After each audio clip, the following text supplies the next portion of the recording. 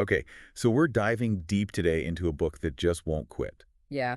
It's been around forever. Rich Dad, Poor Dad, right? Still selling like crazy. Um, Still controversial as ever, too. yeah, definitely generates strong feelings.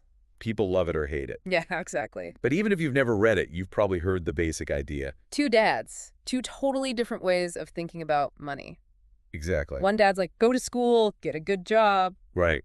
Play it safe. The other one's like, no way, learn how money works, make money work for you. Yeah, be an entrepreneur, build assets. Right, and that's the core of Kiyosaki's whole philosophy. Like those two dads represent two paths you can choose. And Kiyosaki says, look, this is personal for me. I had both these guys in my life. His own dad was the poor dad, Yeah, went to college, had a steady job. but never got ahead financially.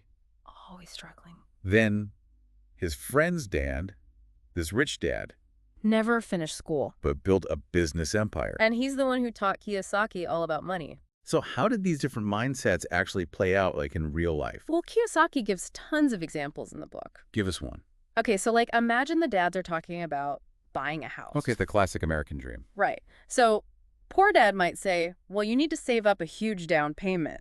Get a good mortgage. Make sure you can afford the monthly payments. Be responsible. Exactly. But rich dad would flip the script. He'd say, how can you buy this house and make it pay for itself? So not just a place to live. An investment. Generate income. Right. Maybe rent out part of it. Or flip it for a profit. He's always thinking, how do I turn this into an asset?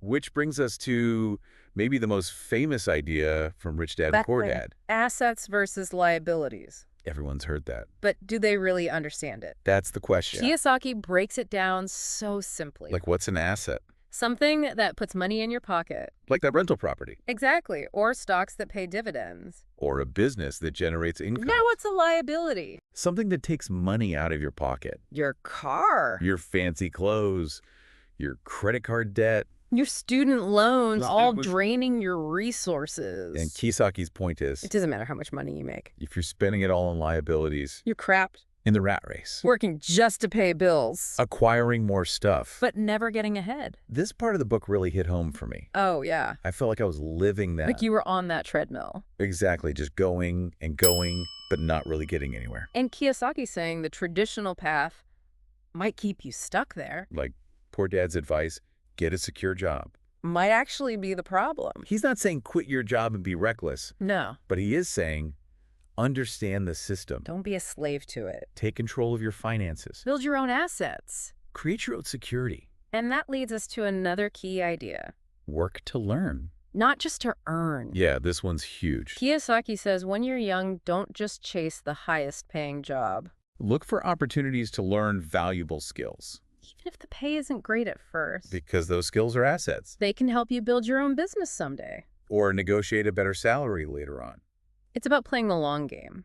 And Kiyosaki practiced what he preached. Oh, yeah. He took jobs in sales early in his career. Not because he loved selling, But because he knew it would teach him how to communicate, how to persuade. how to close deals. Skills that were essential when he became an entrepreneur. And it all comes back to that idea of minding your own business. Building multiple income streams. Ideally passive income. Money that comes in without you having to trade your time for it. Like rental income Or dividends from stock. or royalties from a book you wrote.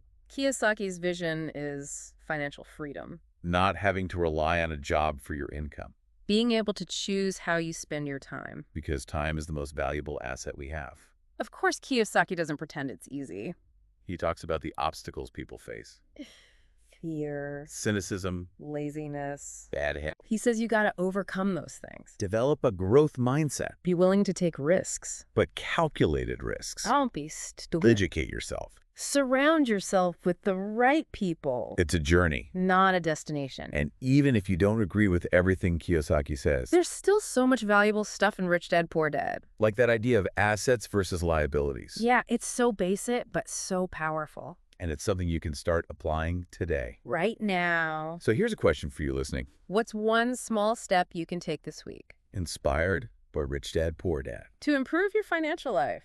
Maybe it's creating a budget Or reading a book about investing. or starting a side hustle Whatever it is, take action. because your financial future is in your hands. Absolutely. Don't wait for someone else to do it for you. Make it happen. You got this. That's all for our deep dive on Rich Dad, Poor Dad.